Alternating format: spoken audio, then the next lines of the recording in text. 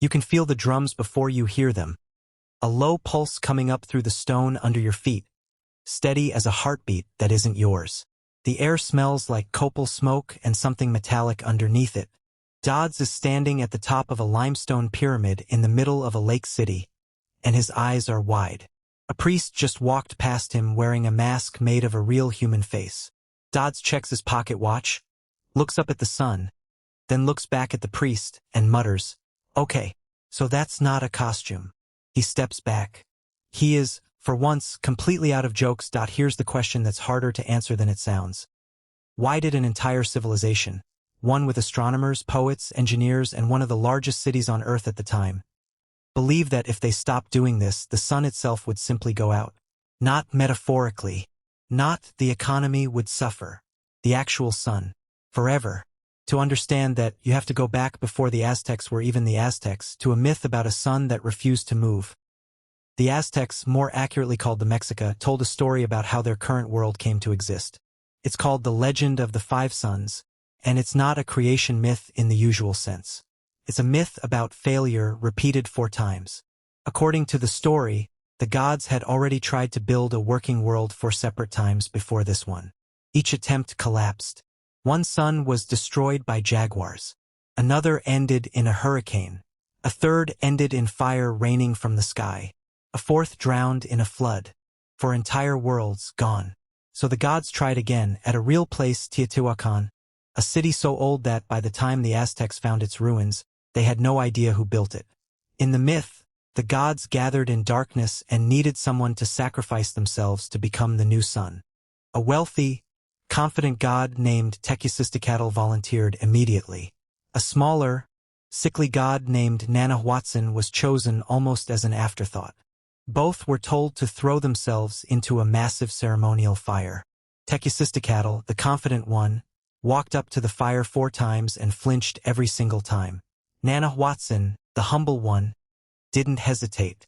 He jumped straight in. Only after Nanahuatzin's sacrifice did Tezcatlipoca finally follow. Too late to be first, and according to the myth, this hesitation is exactly why the sky ended up with 2 bright bodies instead of 1. Tezcatlipoca became a second sun, nearly as bright as Nanahuatzin's, and the gods considered that a problem. 2 suns meant no night, no rest, no darkness for anything to grow properly. So one more of the gods hurled a rabbit at Tezcatlipoca's face, dimming him down into what we now call the moon, which is also, according to Mexica tradition, why you can still see the shape of a rabbit on the moon's surface if you look closely enough. It's a strange detail to include in a story about cosmic sacrifice, but it tells you something important. This wasn't an abstract theological essay. It was a lived, visible, checkable story. Every single night, the proof was hanging in the sky.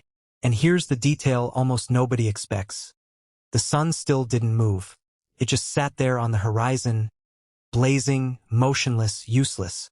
A world with a sun that refuses to rise is barely better than a world with no sun at all. So the other gods did the only thing left to do. They sacrificed themselves, all of them, to give the new sun enough force to start moving across the sky. That's the part that matters.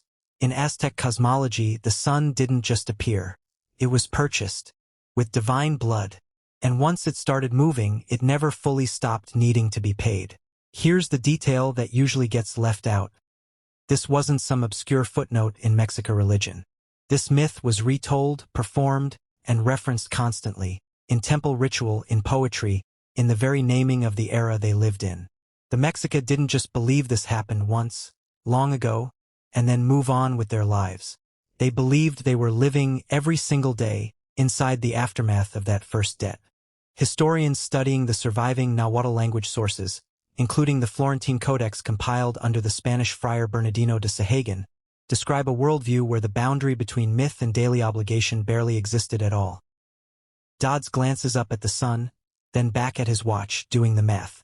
So basically, the sun's on a payment plan, he says, and humans inherited the bill. A modern person hears human sacrifice and pictures pure cruelty, chaos, maybe a mob with no structure at all. That's wrong, and it's wrong in a very specific, very organized way. The Mexica built an entire theology around a concept called tonality, a kind of vital heat or life force believed to be concentrated most powerfully in human blood, and especially in the heart. If the gods had already given everything, their own bodies, their own existence, to get the sun moving in the first place, then humans owed something back. Not once. Continuously. The sun had to be repaid every single day it rose. This wasn't random violence. It ran on a calendar. The Mexica used a 365-day solar calendar, the Xiapawali, divided into 18 20-day months, and specific sacrificial ceremonies were tied to specific months, tied to planting seasons, to the rainy season, to the movements of the sun itself. Archaeologists working at the Templo Mayor, the great twin pyramid temple at the heart of Tenochtitlan, have uncovered layered offerings and skeletal remains that line up with exactly this kind of calendrical structure. Not chaos, but a system. Different gods demanded different kinds of payment, and the calendar reflected that with almost bureaucratic precision.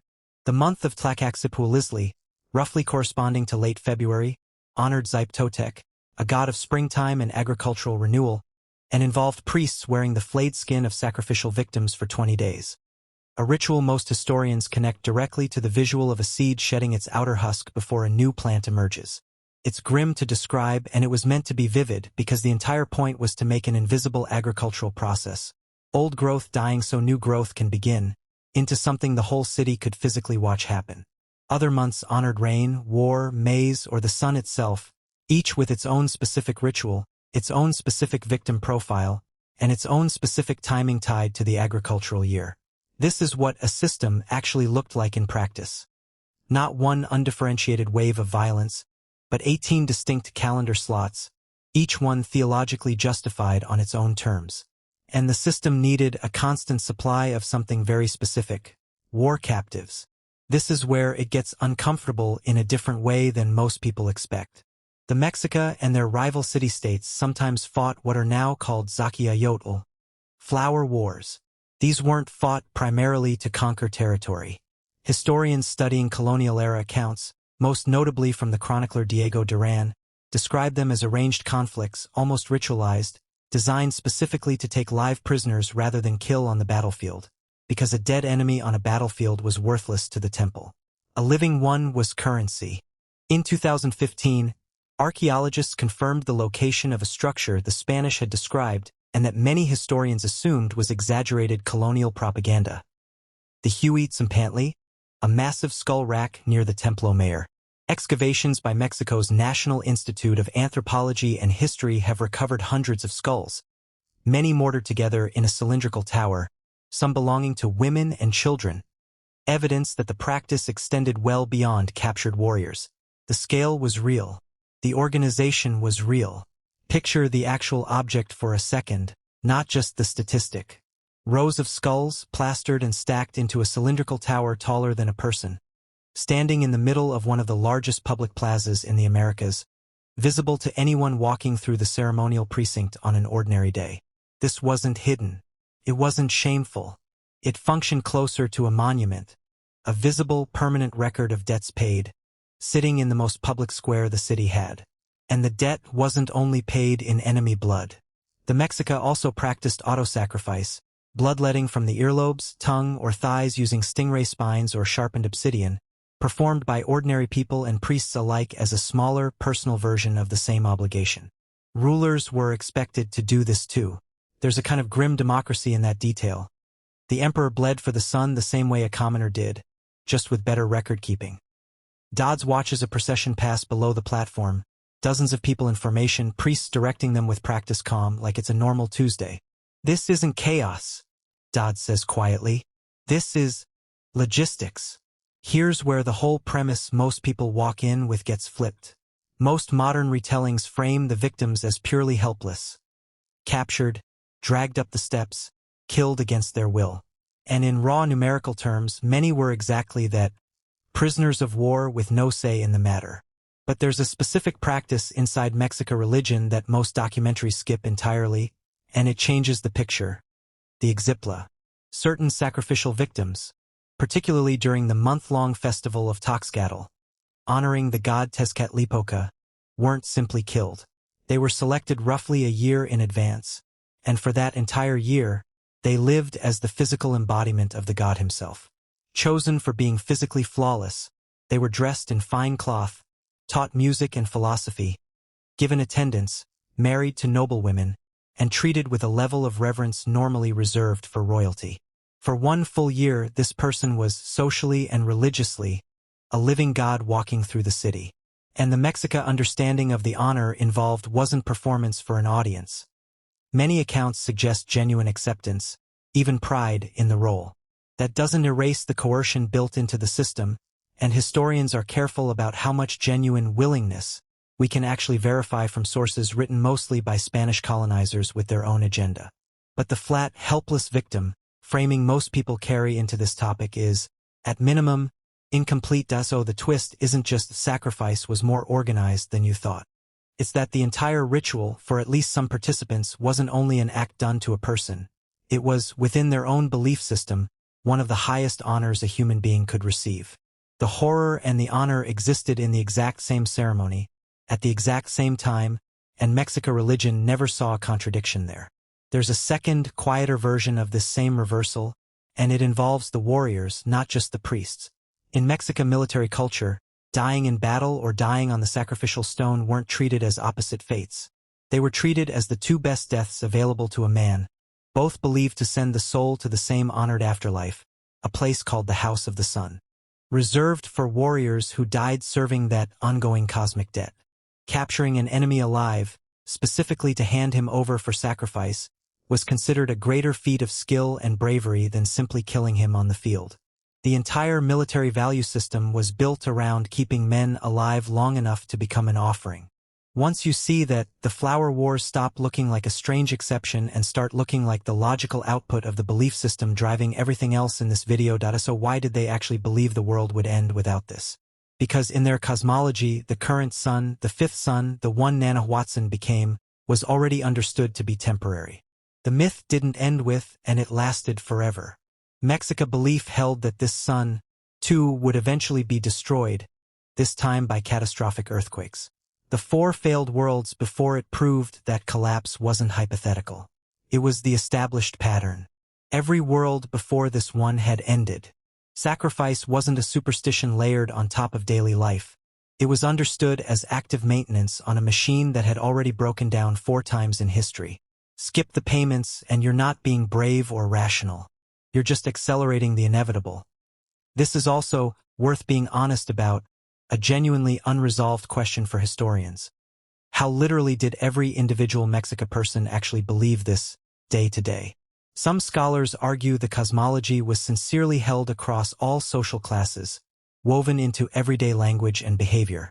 Others argue the ruling and priestly classes had strong political reasons to keep the belief alive regardless of what ordinary farmers privately thought, since a population convinced the world could end tomorrow is a population that pays its temple taxes on time. The honest answer is we don't actually know with certainty how much was devotion and how much was civic pressure. And any documentary that tells you otherwise is guessing past the evidence. And there's a political layer underneath the religious one. Mass sacrifice ceremonies, particularly the enormous ones connected to temple dedications, were also public demonstrations of Mexican military power to rival city-states and tributary regions. Some colonial chronicles claim numbers in the tens of thousands of victims over a few days for the largest events. Figures modern historians treat with real skepticism, since those numbers come from sources with strong incentive to exaggerate Mexican brutality after the conquest.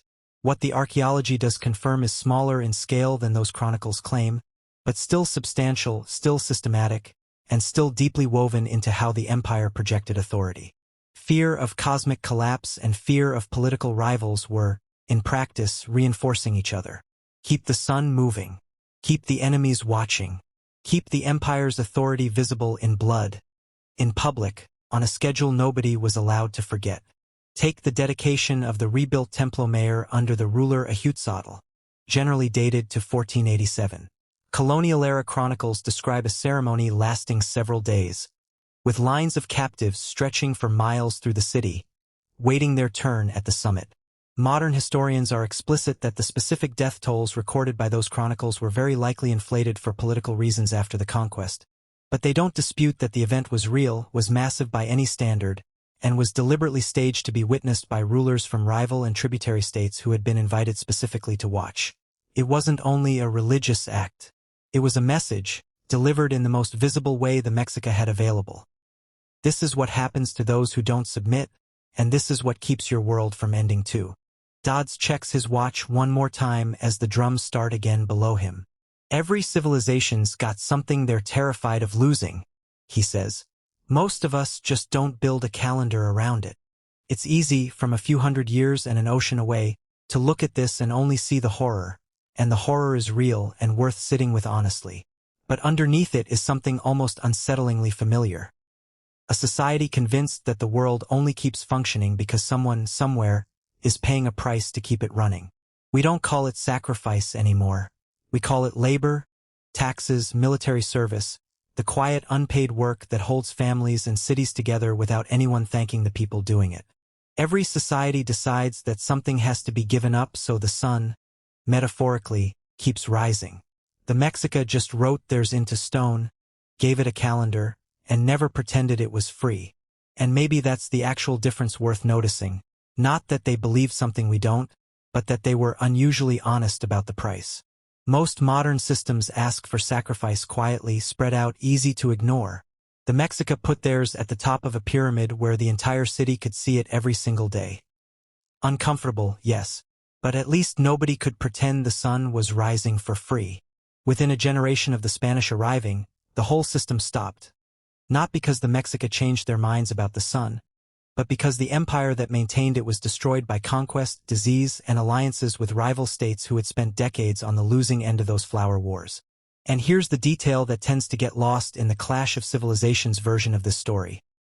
Some of the same neighboring peoples who had been supplying captives to Tenochtitlan for generations fought alongside Hernán Cortés specifically because they were exhausted from being on the paying end of somebody else's cosmology. The empire didn't fall to a handful of foreigners alone. It fell partly under the weight of a system that had been extracting blood from its neighbors for so long that they were willing to burn it down themselves. If an entire empire could build its whole worldview around keeping one sun moving, it's worth asking what your own world is quietly running on. Subscribe to Dodzz Through Time for more, because history doesn't just explain the past. Sometimes it just describes us in a different costume.